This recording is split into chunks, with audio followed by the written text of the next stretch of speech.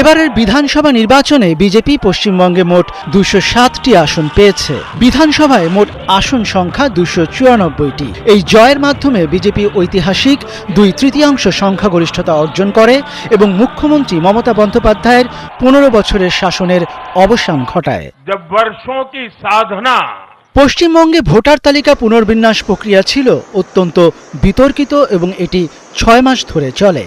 শেষ পর্যন্ত প্রায় 91 লাখ ভোটারের নাম তালিকা থেকে বাদ পড়ে। ফলে রাজ্যের মোট ভোটার তালিকা প্রায় 12% কমে যায়।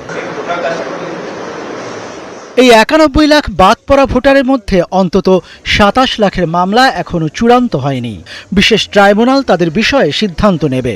পশ্চিমবঙ্গে এই এসআইআর প্রক্রিয়াকে শুরু থেকে শেষ পর্যন্ত সমর্থন করা একমাত্র বড় রাজনৈতিক দল ছিল বিজেপি।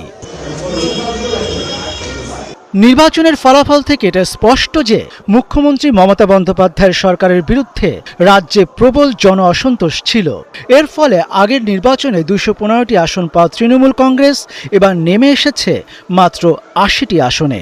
তবে স্ক্রলের তথ্য বিশ্লেষণ বলছে বিশেষ ভোটার তালিকা পুনর্বিন্যাস বা এসআইআরও তাদের পরাজয়ে গুরুত্বপূর্ণ ভূমিকা রেখেছে। বিশ্লেষণে দেখা গেছে অন্তত 105টি আসনে বিজেপি যে ব্যবধানে জিতেছে তার চেয়ে বেশি সংখ্যক ভোটারের নাম নির্বাচনের আগে ভোটার তালিকা থেকে বাদ দেওয়া হয়েছিল। এই বিশ্লেষণ করা হয়েছে ভারতের নির্বাচন কমিশনের প্রকাশিত ফলাফলের ভিত্তিতে।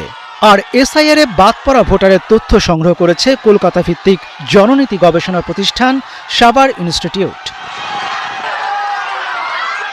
এই বিশ্লেষণের সুবিধার জন্য যেসব আসন তৃণমূল থেকে বিজেপির দখলে গেছে সেগুলোকে সুইং সিট হিসেবে উল্লেখ করা হয়েছে।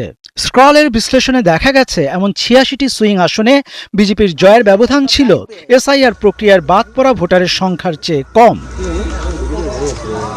এবারের নির্বাচনে তৃণমূল কংগ্রেসের অনেক শক্ত ঘাঁটিও ভেঙে পড়েছে।